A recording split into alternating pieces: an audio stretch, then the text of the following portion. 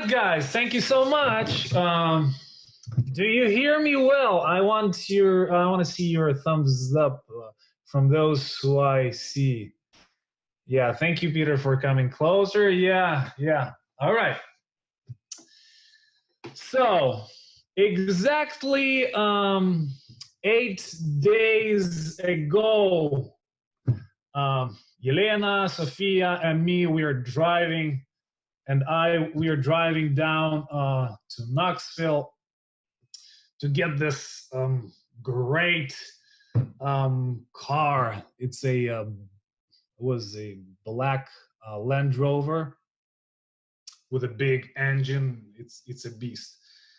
So we're driving down the road. We are so excited. It was a wonderful um, wonderful morning, and we get to the place 3 hours later and do all the paperwork, and we are waiting for the car to be driven out of their facility, of their fenced area.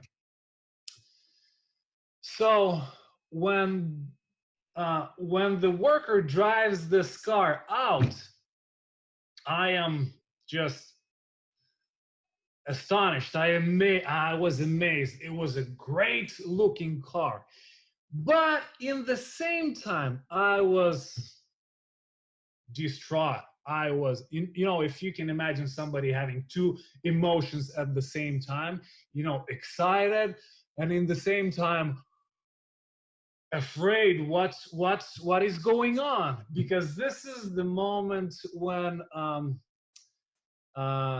this kind of a paradox, when the picture meets the sound. Sometimes we have with our Zoom sessions and problems when there is no sound or so, but this is two things: when the picture meets the sound, and the sound that I hear from this engine, that is this big engine, V8 engine that runs, is this clack clack clack clack clack clack clack clack clack, terrible noise. And I'm thinking to myself, because it was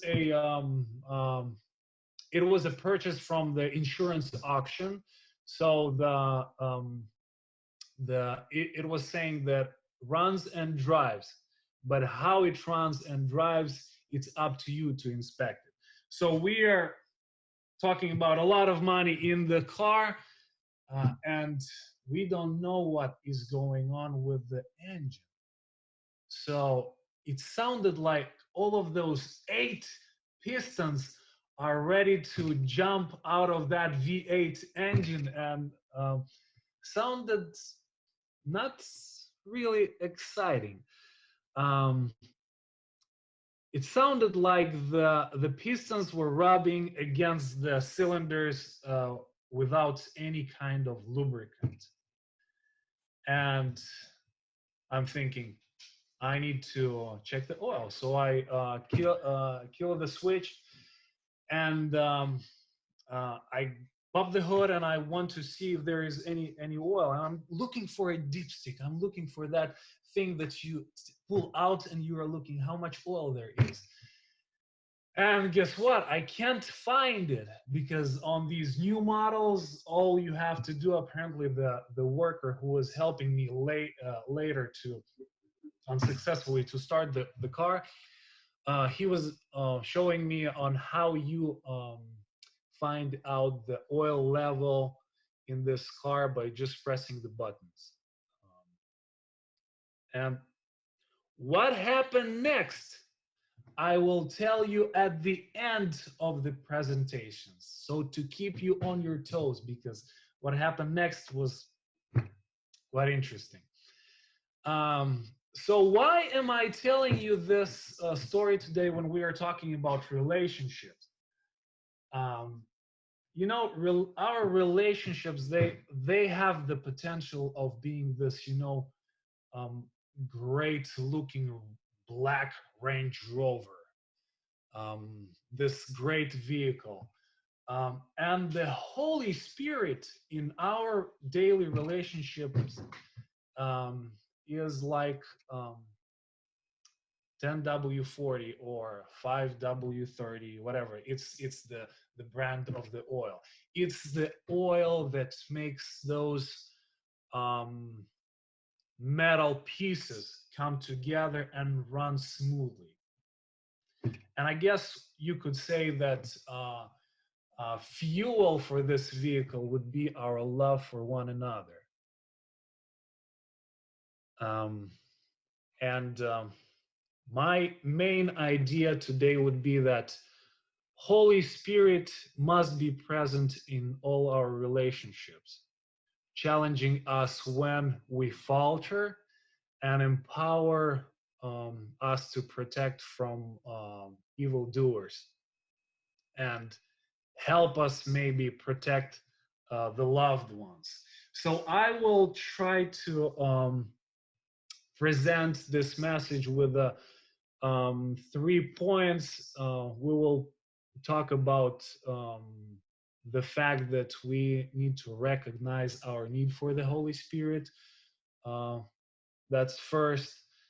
Second, we will talk about honesty. We need to be honest with ourselves and others. And the third one is I will talk about asking the courage from God to make things that we have um, to do in our relationships. Uh, is it relevant for us today? I would say that all of us have been in a bad relationship. We have been maybe in a bad relationship at work. Maybe we have been in bad relationship with somebody in the church. We had maybe some bad relationships in our school. Maybe we have been in love with a wrong person and had trials there. And of course, the hardest for us all is our own family, our relationships in our family. And sometimes those relationships, they make you, want to do something. And my bald head is not because I have such horrible relationships in the family. Uh, so let me start with if you feel like sometimes you step on the same rake again and again, and you feel like God is trying to teach you something. Then welcome to the show. It's the place for you, and we'll talk about that. So first point is that we need to recognize our need of Holy Spirit. So when we look in the Bible, if you don't mind, guys, look up Mark 1:35, and the verse that we find there is Jesus recognized his need in relationship with the Father and the Holy Spirit. So when we read, it says, very early in the morning, while it was still dark, Jesus got up, left the house, and went off to a solitary place where he prayed. So we can see that even Jesus himself needed that time with the Holy Spirit to get filled with that oil that smoothed his relationship with others, that was acting like a lubricant that helps in relationship. Jesus was also anointed by the Holy Spirit for his relationships and interactions. We read that in Luke 4:18. The Spirit of the Lord is upon me because he has anointed me to preach the gospel to the poor. He has sent me to heal the brokenhearted, to proclaim liberty to the captives and recovery of sight to the blind, to set at liberty those who are oppressed. And I'll talk about this last phrase a little bit more later. Acts 10:38 also is talking about how God anointed Jesus of Nazareth with the Holy Spirit and power, who went about doing good and healing all who were oppressed by the devil, for God was with him. Uh, so this example of Jesus having the Holy Spirit, being in the presence of the Holy Spirit, bring me to the next point in recognize our need to recognize the the need for the Holy Spirit. And that is, I need the Holy Spirit to take me out of my personal denial. You know, it's not a secret that many times we are not aware what is going on with me, and we are not aware that we are doing something wrong in let's say in our relationship. And we need God to help us investigate our heart, to help us show the things that need to be um, worked through. So in Jeremiah 17:10, it says, I, the Lord, search the heart. I test the mind, even to give to each man according to his ways, according to the results of his deeds. Um, God is the one who brings us out of our personal denials. And I will go here with a little story that happened to me probably in 2007. Um, I was going through some therapy, some personal therapy that changed my life. In the first few days of therapy, and it was a group therapy. It was kind of a group therapy slash workshops. So in the first days of that therapy, I realized that all the people around me had some kind of issues that they were struggling, and some kind of unhealthy relationships. But then little by little, I began to recognize that my own imperfections um, are big. Um, and later discovered that I'm one very unhealthy guy. And so my journey began. I have learned a lot of things about myself, and it helped um, to change certain things. Somewhere it helped to set healthy boundaries in the relationships that needed some change.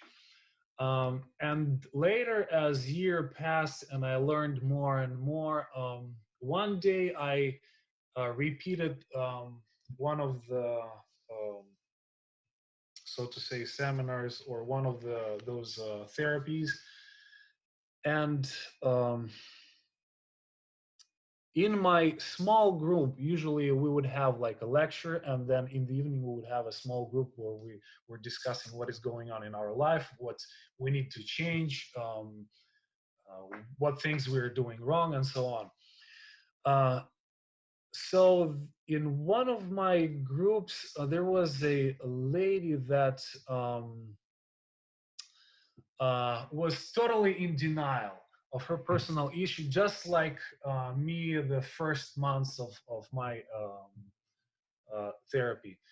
She would constantly be thankful that she was fine, not like others around her that were maybe crying or sharing, so to say, bad things about their childhood experiences, their parents, and so on. This sounded like for those for you who are very have a sensitive ear. You know, it sounded like somebody scratching on the what is that called, on the chalkboard, you know, with the nails. It was so out of context because you knew that it felt like she was in her own candy land. She was okay, but everybody else had a problem. And it was so disturbing to me, I thought, because when we talk about relationships, we want to have that. We want to interact always with the people that you feel are convicted of their wrongdoings, the people that have empathy, the people that know that they can do something wrong, and you want to interact with the people if who are ready. If they do something wrong, they are very fast in asking forgiveness, because relationship, it doesn't mean that you won't do something wrong in a relationship. Being in a relationship means that you certainly will at one point do something wrong.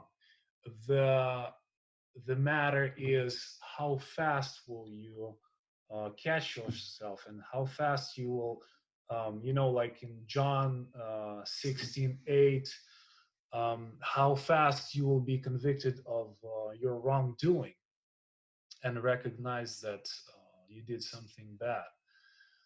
Um, so many times, unfortunately, I feel like, I will talk about myself.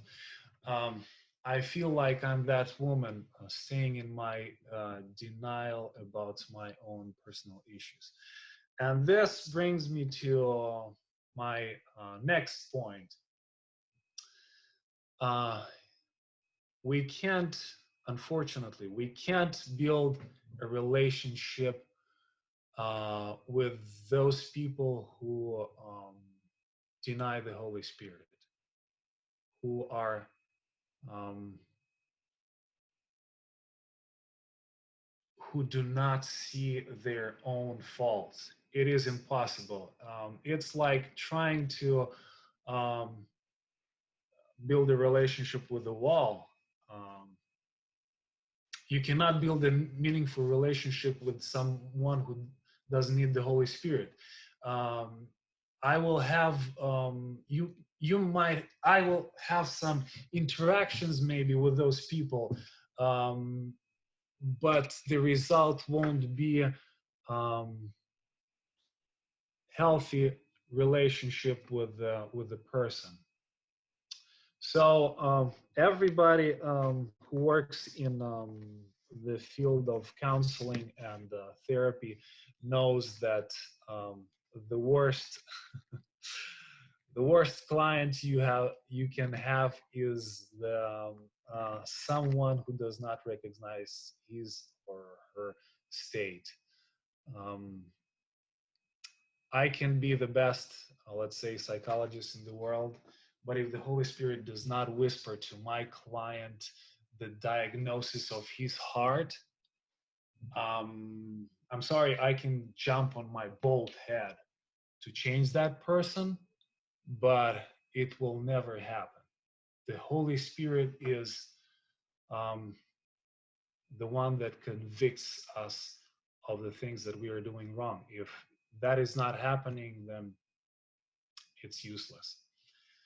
Um, so let's go to my next point that I wanted to make. And this is probably more of a already practical side of relationships. Um, so we have established that we need the Holy Spirit in order for our engine of our relationship to run smoothly. Uh, the second thing that we need to um, do is to be honest. And honesty means to to be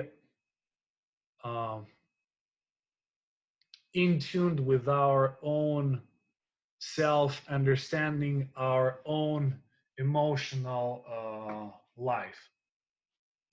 So I was looking at the example of Cain in Genesis 4, chapter 4, verses from 5 to 10.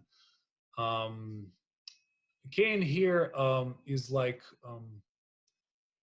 narcissistic person who does not need God's redemption. So in his relationship, he refuses the influence of the Holy Spirit. The end of this relationship that he has with God, and this broken vertical relationship ends up in a broken relationship with his own brother. And the end of the story, you know what happens after that. He kills his own brother.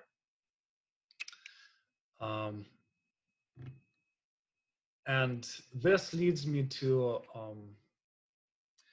the tragic thing that happened last week that I learned about.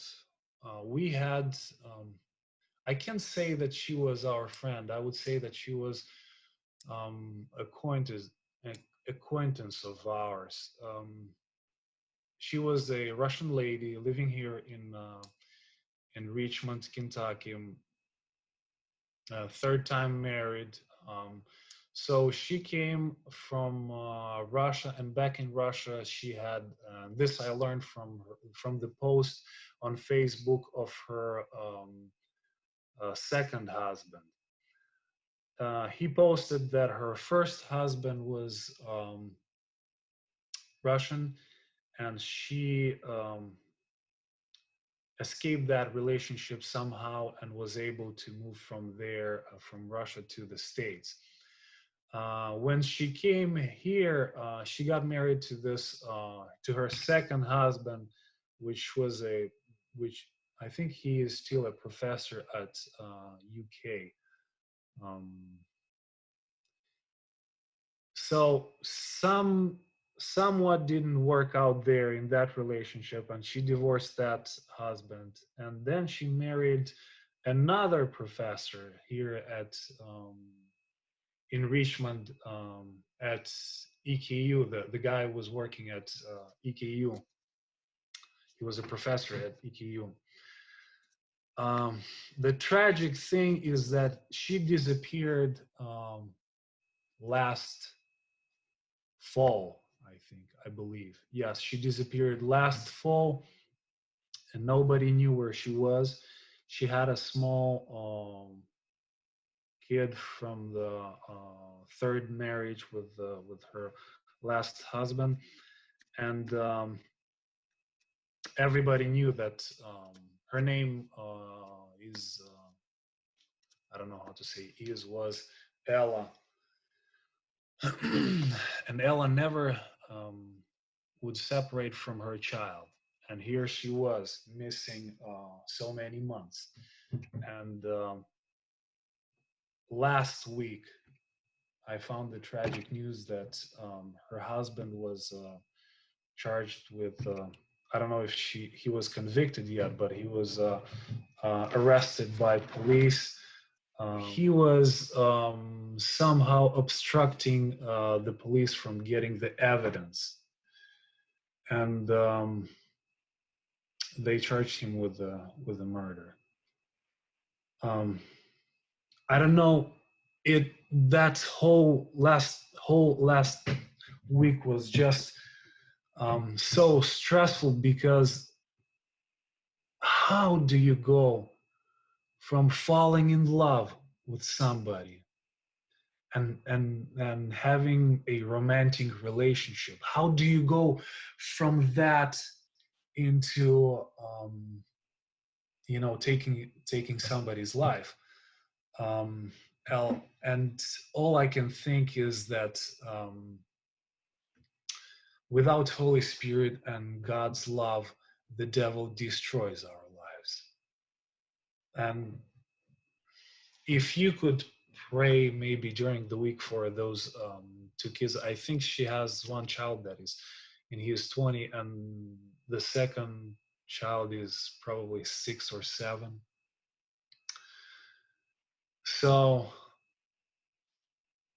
my point with being honest, we have to be, um, when we talk about feelings, and many times I hear sermons that are talking about, um, you know, you need to suppress your feelings. You need to, ignore certain feelings and so on. The problem is, feelings is something that God gave us as some kind of a gauge of our um, of of reality. Let's say something happened to me and I get some type of emotion. If I ignore this, um, I may fall into a trap of normalizing maybe the abnormal that has been done to me. And God gave us emotions, and we need to use them. So, uh, if let's say we have emotions, it can indicate one of the three things. Something is wrong with me personally. Maybe I have some kind of a background that brings back, my memories, and I have those negative emotions. It may indicate that something is wrong with me. Now, it also may indicate that something is wrong with the person who did something to me. And that's the other thing. In certain cases, like let's say there is a something that is out of my control, somebody's control, like some kind of a disaster, I get emotional, and this emotion helps me to recognize that there is something wrong about the situation itself.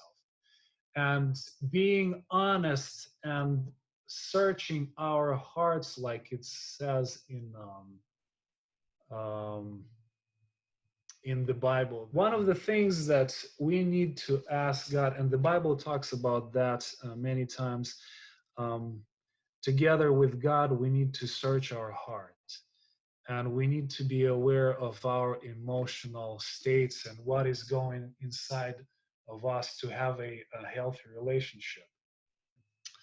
Now, the next thing that is very helpful is to be honest with other people of what is going on inside of us.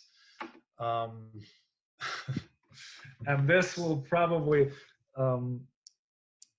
maybe make you angry with me, but I'll say this. If we had enough communication, if we would, transmit our message clearly enough to other people, what is going on in our life, probably that there wouldn't be any soap operas that are mainly built around the poor communication. And I hate to say this, but the fans of Jane Austen and other classics, maybe we wouldn't have those things. And it's really, a lot of times it boils down to interpersonal relationship. Um, it boils down to ability of the Holy Spirit to tell us when and what we need to communicate to people that we have relationships with. And I would say this is the last point that I want to make. Um, and it's probably one of the challenges for all of us. Um, we need courage to change our lives from the old patterns and old, maybe unhealthy relationships that we have. Um, And the fact is that we can never change somebody else. We can always change only ourselves. Now, we can um, set healthy boundaries. That is probably a totally different topic and a very long one. And I want to read some Bible verses here for you, and want to encourage. Um, if you think of some relationships that are challenging, um, the Holy Spirit is ready, and God has all the power for us available to change the things that we need to change. Um, so Second Timothy 1:7 says, "For God has not given us a spirit of fear and timidity, but of power, love, and self-discipline." And also Isaiah 41:10 says, "So do not fear, for I am with you. Do not be dismayed, for I am your God.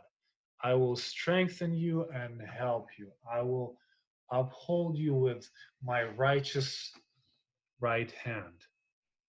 And verse 13 also says, "For I am the Lord your God, who takes hold of your right hand and says to you, do not fear, I will help you."